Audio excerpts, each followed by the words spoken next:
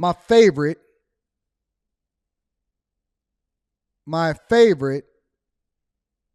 Hey, y'all called that number? Shout out to y'all. Of course they use a Google number.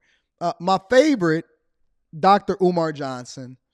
I think that he could quite possibly be one of my favorite people to react to specifically. But Dr. Umar Johnson called out Kamala Harris. Now, for the sake of this conversation, I will say that I am not familiar with why Kamala Harris was overseas. However, I'm going to take Dr. Umar Johnson's word for it so that we can have this conversation, okay? I'm taking Dr. Umar Johnson's word for it. Word for it, all right? Somebody says $600,000 for a vehicle. I don't think I will pay that much for a vehicle. Well, when you got it, you do what you want with it. You know what I'm saying? So my dream growing up, when I grew up, I had a Lamborghini Countach poster on my wall. I always wanted a Lamborghini Diablo and I wanted a Lamborghini Countach. When I seen this new one come out, I said, "Oh, I gotta have it. It looks incredible. It's replacing the Aventador." I actually was about to go and order the Huracan, and then the guy said Anton, but I don't think that when you order it, by the time they make it, they may be replacing it. And I said, "Well, actually, that I really wanted that other one, so you just gave me the reason to go and get that other one." I said, "What is it gonna cost?" He said, "Probably between $500,000 and $600,000, depending on how you spec it out." I said, "Yeah, put me on the list. I'll be there Friday. I'm gonna have a bag for you." I started to go yesterday, but I got my dog Charleston here and all of that other type of stuff. So shout out to Charleston and my dog Dewberry. We got some work to put in. We putting the work in, so I'm definitely gonna be going ahead and get that Lambo, and we're gonna get it popping. But Dr. Umar Johnson, let's get it back to Dr. Umar Johnson, all right? Joshua, what you talking about? You can't sell me no Lambo at a discount. Joshua, email me. Email me, Joshua. Joshua, if you can get me ahead on the list, I'll throw you an extra few bands. Bands that make them dance. Anyway, so he's saying that Kamala Harris was traveling overseas for something and he's mad about it. All right. So I'm going to continue to read super chats throughout the show. Thank you to everybody that continues to hold me down. Let's get into what Dr. Umar Johnson got to say, because I think that this guy is the best person to do content on. I got a question for the Vice President of the United States, Sister Kamala Harris. You were in Ghana a few days ago. Sister Kamala Harris, you were in Ghana a few days ago. Is that incense that's burning? Is that smoke, or is that dust that he's slapping up? Before we get started, I'm very, very surprised that Dr. Umar Johnson actually even holding a woman accountable. Usually, Dr. Umar Johnson only has things to say to men. He never holds women accountable. And somebody educate me on this, because he's saying Sister Kamala Harris. So a lot of people keep telling me, or in the past they've told me, they said that Kamala Harris ain't black. She Indian. She Asian. She got Indian in her family. Like a lot of y'all, y'all remember when we was coming up when she said, "Oh, she got Indian in her family." That's what they used to say here in Detroit. Is Kamala Harris black or no? She looked black. Somebody told me this weekend that the only thing that matters is whether or not you look black. But he's calling her Sister Kamala Harris and he's holding her accountable. So let's get into it. Sister Kamala Harris, you was in my motherland a few days ago. You didn't go to Africa to cancel the debt that they shouldn't even owe to the World Bank and International Monetary Fund of the United States government. You didn't go to Ghana to cancel the debt that African nations owe to the World Bank and International Monetary Fund of Washington, D.C. You didn't go to Ghana to build no institutions for African people. You didn't go to Ghana to pay no reparations for African slavery. You didn't go to Ghana to do anything progressive for African people. And for all the problems we have in the African diaspora, we got wars going on in Africa. We got gang banging going on in Africa. We got genocide going on in Africa. We got hunger going on in Africa. Not that all of Africa is struggling with those things, because Africa is a modern paradise. But my point is, there are issues in Africa. We got coups. I noticed that Dr. Umar Johnson got the exact same chain on that Sarah Garvey had on the other day when I was interviewing him on Friday. Dr. Umar Johnson, because I'm gonna play a little bit more because I need to understand exactly what it is that he's talking about because I'm not familiar with the traveling woes of Kamala Harris. He has on the exact same chain, the Africa chain, that Sarah Garvey had on the other day. Real talk. That were financed by the U.S. government in Africa. We have coups, overthrow of democratically elected governments on African soil financed by American CIA. But you didn't go to Africa to deal with them coups. You didn't go to Africa to deal with all the diseases y'all be dropping off. You didn't go to Africa to deal with all the mineral exploitation by the global white power structure, but you went to Africa to make Africa safe for the rainbow mafia. You went. Now, listen, it's a lot of things that I could sit here and criticize Umar Johnson for. One thing that we certainly agree on a regular basis, and this was one of the reasons why Dr. Umar Johnson had came onto my radar a long time ago in the first place. I'm reading super chats throughout the show. Thank y'all for continuing to hold me down. One thing, regardless of whether or not we agree on the school, whether or not we agree on what it is that the path that he's on as far as what he's trying to tell black people that they should and shouldn't do is, the one thing that we agree on unequivocally, expeditiously, is that I do not agree, if this is true, with the idea that America, let alone Kamala Harris as a representative on the behalf of America, is sending a person over there to advocate for and champion something that they are vehemently against over in that other country. As a matter of fact, from what I'm being told, they're against it so much that they've recently written legislation and laws that says that you cannot openly participate in the alphabet community things. Now, similar to what it is that we've seen happen with Brittany Griner over in Russia, you can't sit here and have standards for somewhere else and say what they should and shouldn't do based off of what it is that you see happening here in America. And that's what I have a problem with. Brittany Griner, we held her feet to the fire and we said, listen, we don't think that you should get the sentence that you got. However, when in Rome and you can't go over there and doing what the fuck you want to do, if that's what they say is happening over there and they have a war with Ukraine and you want to go over there and do what you want to do, then you're going to have to suffer the consequences that go along with it. And it's similar to what's going on in Africa. You can't sit here and say that they should be doing something different based off of what it is that they feel is best for their country. If this is the standard and they want to set that precedent, which I largely agree with them on, then why are you over there doing the same thing that Obama did here in the United States of America when he became president? Why are you over there advocating for Western philosophies and ideologies to take place in a country that clearly says we don't want that bullshit? And Dr. Umar Johnson is 120% right about what he's saying, if this is true. Let's continue. Went to Africa not to help a child, not to help a family, not to cancel no debt, not to build no institutions, not to address these coups that the CIA financed. You didn't go to Africa, Kamala Harris, to do anything progressive. You went to Africa to make Ghana safe for the rainbow mafia. And that's not right. It's not right. We should not be pushing our Western ideologies on other countries. Unfortunately, the other side of the conversation is I believe that Kamala Harris is nothing but a tool. I think that she's largely incompetent. I think that she continues to capitalize and use her black card when it's necessary, even though she, according to y'all, doesn't even identify as black. Thank you, Jay. I'm definitely reading super chats throughout the show.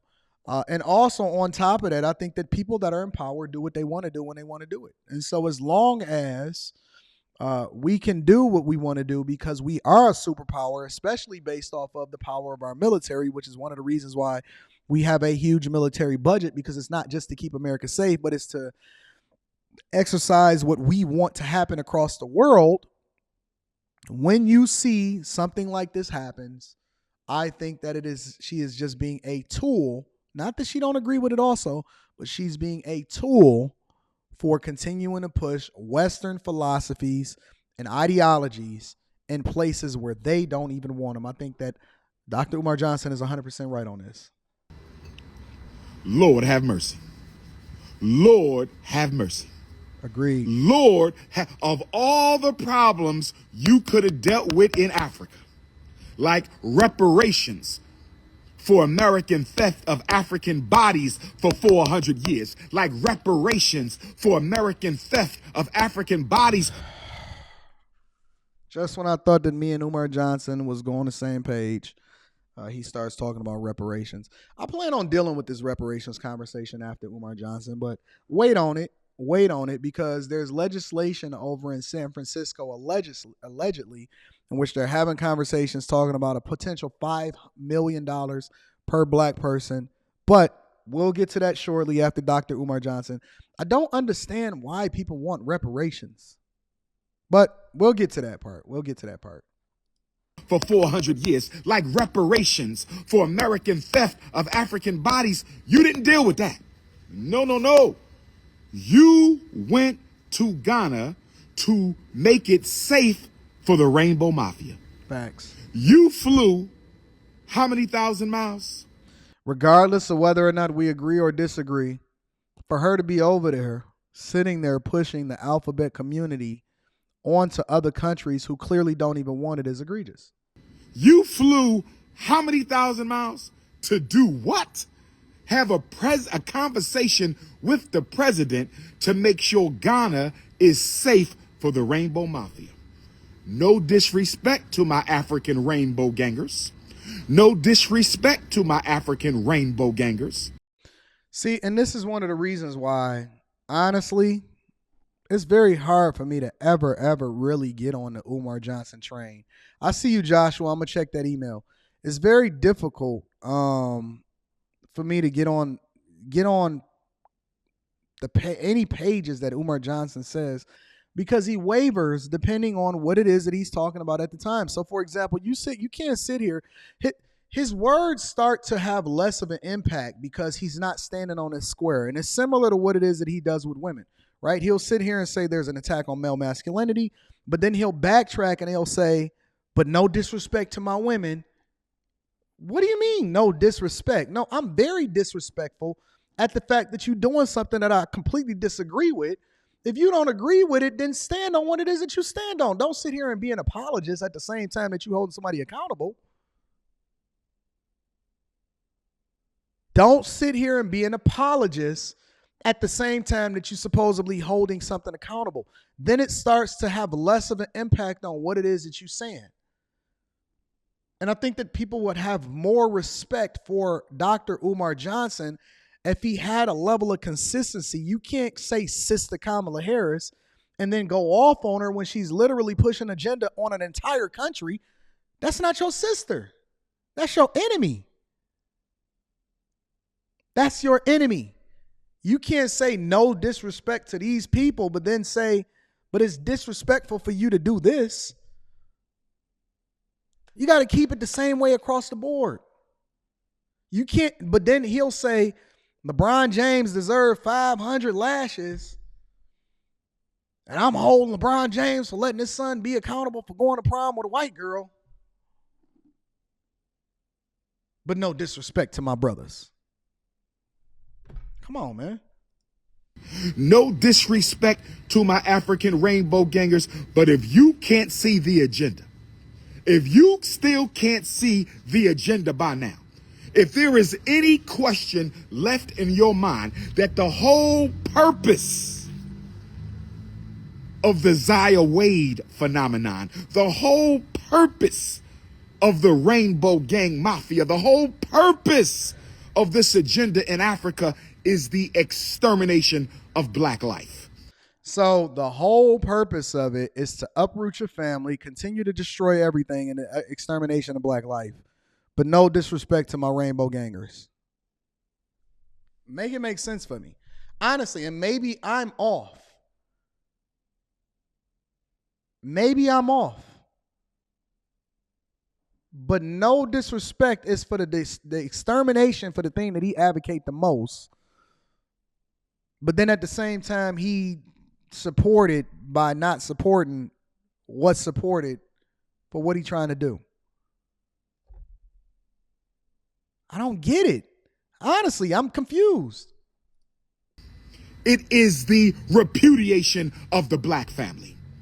It is about the genocide of God's original people. Why does America care? How Africa chooses to regulate familyhood. What does America care?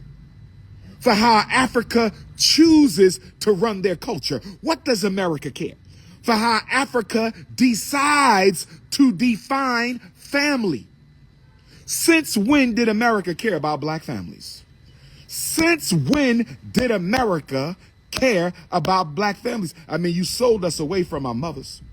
You raped our mothers in front of our face and sold us away. So who sold y'all away? You see, this is where we start to get into the weeds. Because the people that participated in the slave trade, as far as the inception of it, especially when it came to capturing the slaves and then selling them over into the people that then allegedly colonized you and used you for slave labor over here in the United States of America, look just like you, Dr. Umar Johnson. They probably had the same haircut and everything. I wonder why we don't hold other black people accountable that participated in this. The different tribes that warred with each other, and then in order to ensure that they didn't fight another tribe again, they made sure that they went ahead and captured other people that looked like them and sold them over to have them on slave ships and shipped over into America to ensure that they got the bad end of the stick. Just curious. Just curious. I wonder why nobody ever talks about how black people had slaves over here in America. Anton, do you think it was done willingly? Yes, I think that it was done willingly.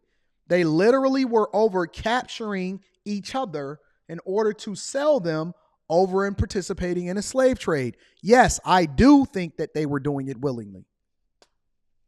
I do think that it was done willingly. Listen.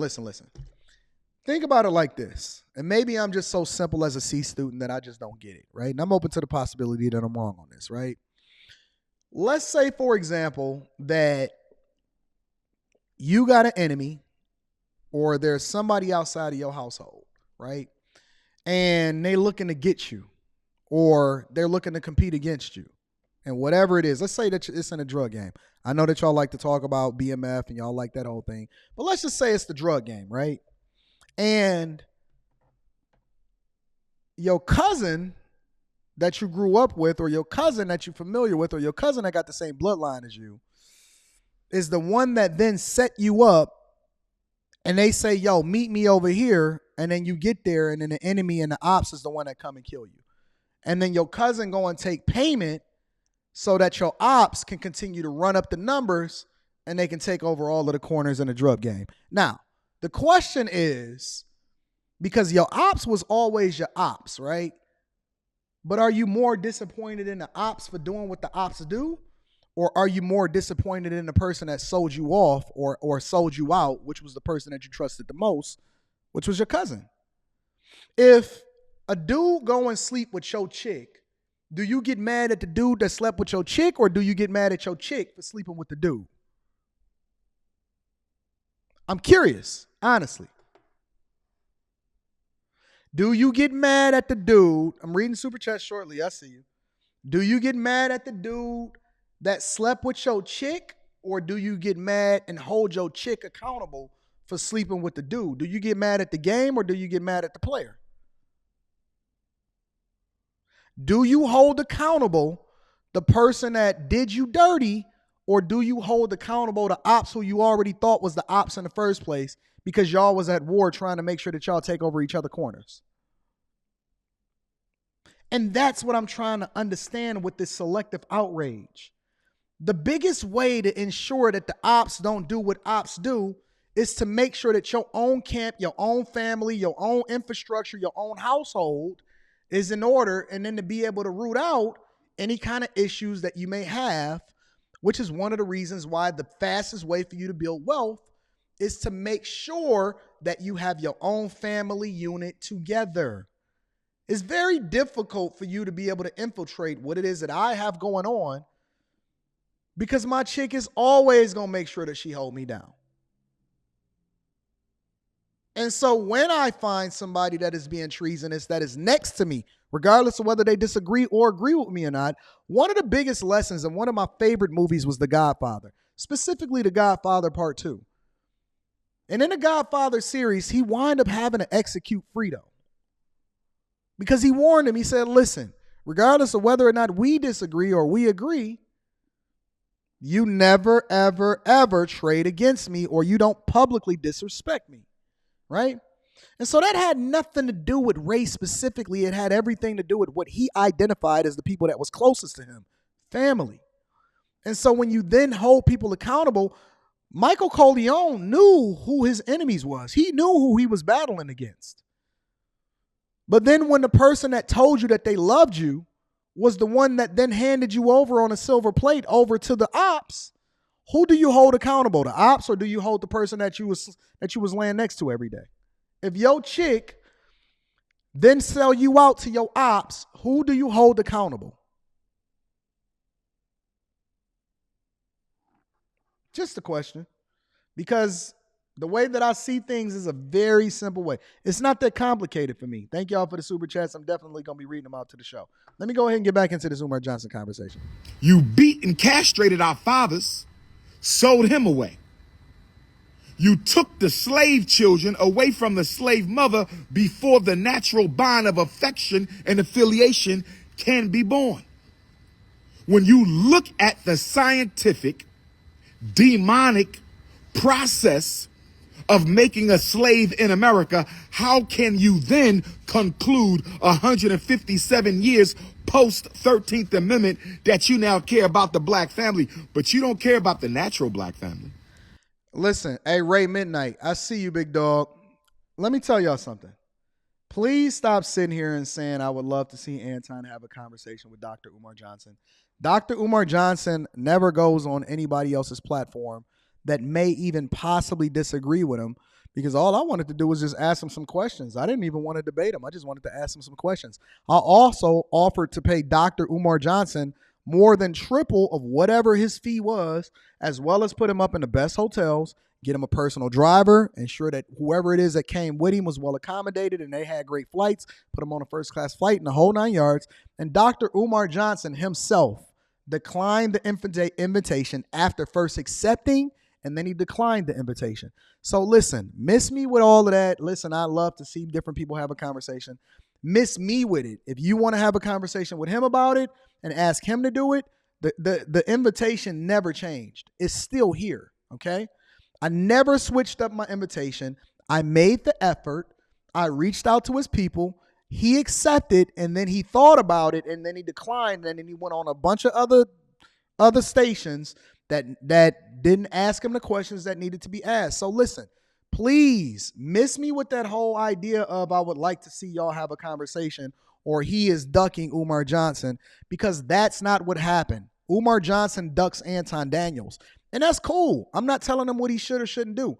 I'm just saying that for context, miss me with that part of the conversation. It's some stuff I agree with Umar Johnson on, and it's some stuff that I disagree with Umar Johnson on. I'm definitely going to keep reacting to Umar Johnson's takes, because I think that he has good takes, he has bad takes, and he's, more importantly, very, very entertaining. But please, don't ever say that y'all want to see it happen, because I'd already extended the invitation. All right, let's continue. You don't care about the natural black family. You don't care about the natural black family. I don't hear you pushing man, woman, and child in Africa, Kamala Harris. I don't hear you pushing man, woman, and child in Africa. The reason you're not pushing man, woman, and child because Africa already has man, woman, and child. And Africa had man, woman, and child before Asia had it. Africa had man, woman, and child before Europe had it. Africa had man, woman, and child before Australia had it. Africa had man, woman, and child before North America had it. Africa had man, woman, and child before South America had it. Africa had man, woman, and child before the Caribbean had it. So we don't need you to push a black family agenda. So if you're not pushing. Let me see something. Nicole says, Anton, what about Tariq? I don't know a lot about Tariq. I know that Six the Goddess, when she was here, because I talked about her, she explained to me what Tariq Nasheed was about and that he was FBA or whatever like that. I wouldn't mind having a conversation with Tariq Nasheed. I have never seen his content extensively to where I would actually react to him. Everything that I've seen Tariq Nasheed talk about was other interviews. But I don't mind having a conversation with Tariq Nasheed. I'll reach out to him. If y'all want me to have a conversation with Tariq Nasheed, throw a one in the chat. Throw a one in the chat if you want me to reach out to Tariq Nasheed and get him on a platform. I have no problem whatsoever getting Tariq Nasheed on the chat or on here in order to be able to have a conversation with him. So if y'all throw a one in the chat and y'all said, Anton, I want to see you cam up and have a conversation with Tariq Nasheed, then let me know. I don't know if he's good. I don't know if he's bad, but I'm definitely down to have a conversation and find out what's going on. If y'all want me to reach out to Tariq Nasheed, then let me know. Throw one in the chat if you want me to reach out to Tariq Nasheed and I'll get it popping. See a lot of ones. I see twos, couple twos. I see a lot of ones. All right, that's what's up. I'll read. Some people saying pass. More people are saying ones and twos. All right, so what I'm going to do is I'm going to reach out to Tariq Nasheed. I'm going to see if I can get him on a platform. And I'll keep y'all updated on what's going on from there. Again, I don't know too much about Tariq Nasheed, but I'll definitely reach out to him and see what's popping. They say do your homework first and allow him to do the same about you. We both got YouTube channels. Man, listen, I don't have to do my homework on nobody. I like to go into it based off of what my current understanding is about a person in order to have a conversation with them. I don't need to do homework. I can find out exactly what a person is about throughout the conversation. So y'all can't tell me what to do. You don't tell me how to do this. I do what it is that I want to do. All right. So I'll reach out to him and I'll see what's happening. And we'll get it popping. A natural family agenda in Africa. What is the nature of your family agenda? I'm going to call it this family agenda. What is the nature of Joe Biden and Kamala Harris's this family agenda? You got police killing black people like it's going out of style. You got police killing black people like it's going out of style. You got police in America killing black people like it's going out of style. We had a brother lynched by the police in Memphis. We had another brother beheaded in Mississippi. Emmett Till 2023. Emmett Till 2023. No answers for that. We got a Jackson water crisis. We got a Flint, Michigan water crisis. And instead of taking care of the black people who voted your ass in office, Kamala Harris, instead of taking care of the black people who voted your ass in office, Kamala Harris, instead of taking care of the black people who voted your ass in office, Kamala Harris, you get on a plane. Let me ask y'all a question. And this is an honest question. Do y'all think that when y'all vote for these people, specifically a lot of these liberals or Republicans, or these conservatives, but when y'all vote for these people like Kamala Harris, do y'all think that they actually there to work on y'all behalf and fix what's going on in your communities? One of the reasons why I tell y'all on a regular basis to stop focusing on what it is that they're doing within these liberal communities and stop voting based off of whether or not black people are black or doing business with people just because they're black or because they present themselves to be black when they're convenient, is because it's more important for you to participate and see what's going on in your communities and your local elections than it is for you to actually participate in an election on a national scale. Now, I do think that you need to be educated and you need to participate in elections that happen on a national scale. But if you want to really change what's going on in your community, specifically how much money is coming out of your paycheck, what's going on with your schools, what's happening with your infrastructure, so on and so forth, you need to better understand the candidates, the city council members, the treasurers, the mayors, the governors, all of that other type of stuff that's happening locally to you. You need to understand who your legislators or your legislators are. You need to understand who your Congress members are. You need to understand who your House of Representatives are. You need to understand who everybody is on the spectrum that then advocates for the monies and where that monies is going to go within your community. It is much more prudent for you to participate in the legislative process, and even to the point to where you come together as a community to then ask for and understand the business side of what's happening within your community, than it is for you to participate on a large scale. Because Kamala Harris is not going to be the one that then figures out how it is that they can solve for what happens over in Jackson, Mississippi, or Flint, Michigan. I'm telling you. Most of the innovation that comes in a city comes from cutting deals with other business entities within that organization. Y'all not hearing me. You need to operate on a local and fix it in your own households, then operate from the local level, and then you start to work your way up to what happens on a national level. You need to understand everything that you're talking about before you go into it. And that's why when I see these dumbass commercials and these videos of saying no voting, no bucking, it's dumb to me. Because it doesn't make sense how y'all start to do things and y'all advocate for things, but then you don't even understand what's going on or who your legislators are within your own community. You get on a plane and you take your ass several thousand miles to the birth of civilization. You walk into the western shore of the homeland of civilization. See, like Polo Sports says, the political candidate is already selected prior to everyone voting for them. Voting is a formality. It's not.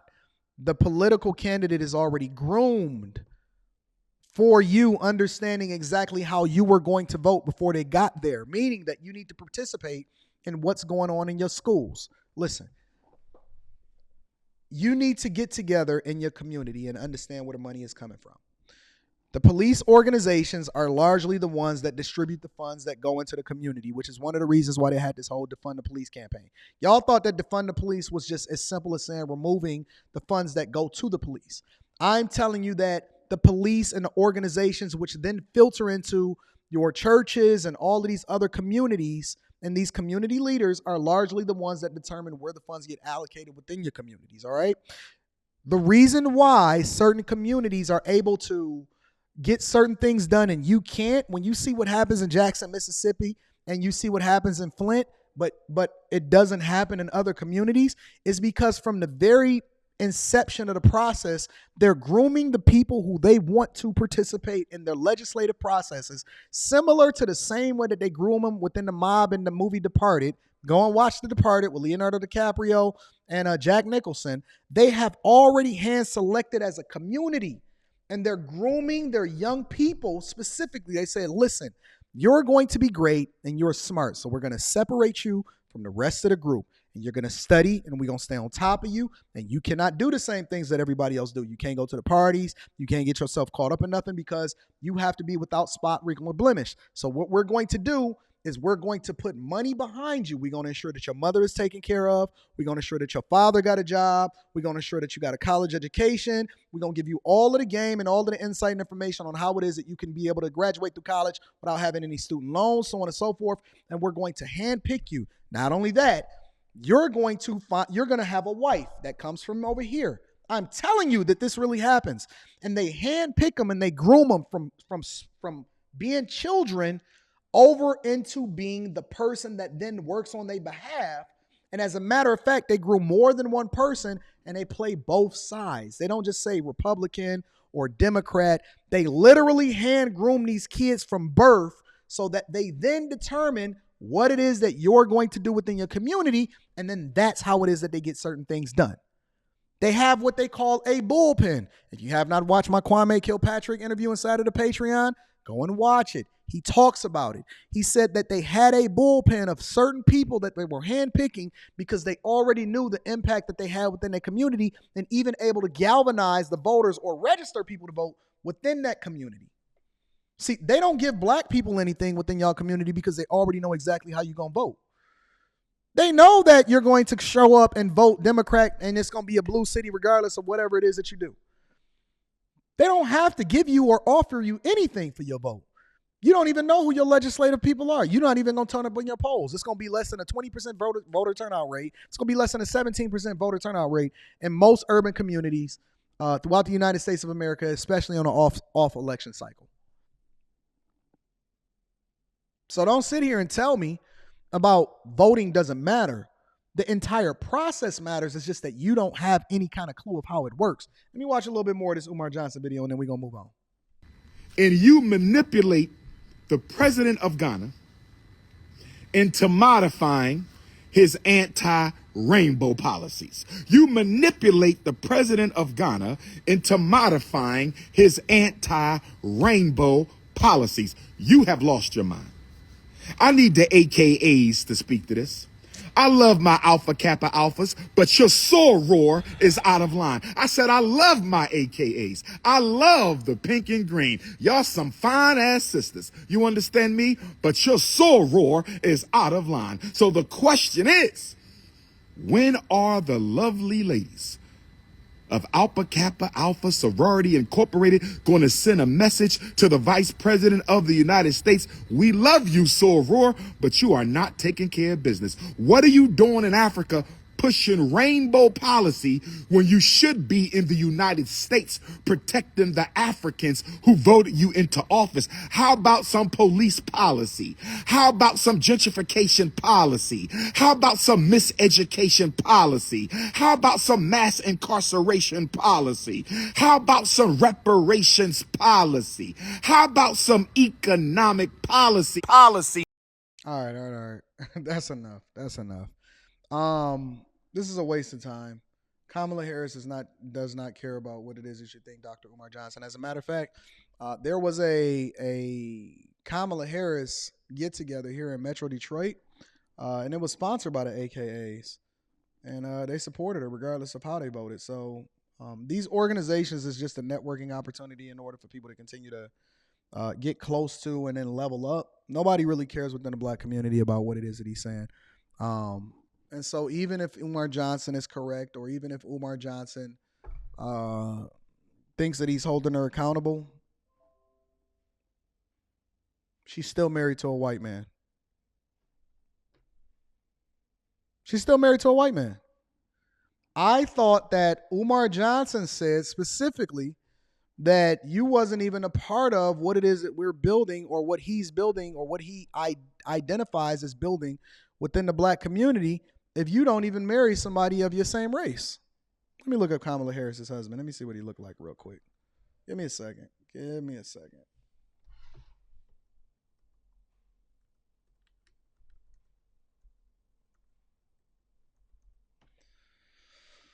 Douglas Emhoff.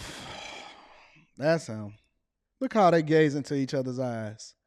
They love each other, Dr. Umar, and you're not going to stop them. They love each other. Look at that.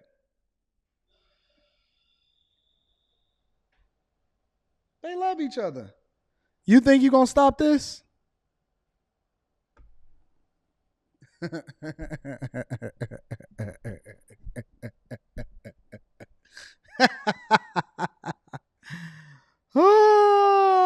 Kamala Harris made the decision a long time ago to focus on how it was that she could be successful within her own little household and what path that she wanted to take to do so. And she handpicked the man that she felt like made the most sense to go along that path. All right? So this is a moot conversation that he's having, that he's yelling at the phone for. She not checking for him. She don't even care about what it is that he's talking about, all right? This is all business for her. It's nothing personal. It's all business. All right, Doc?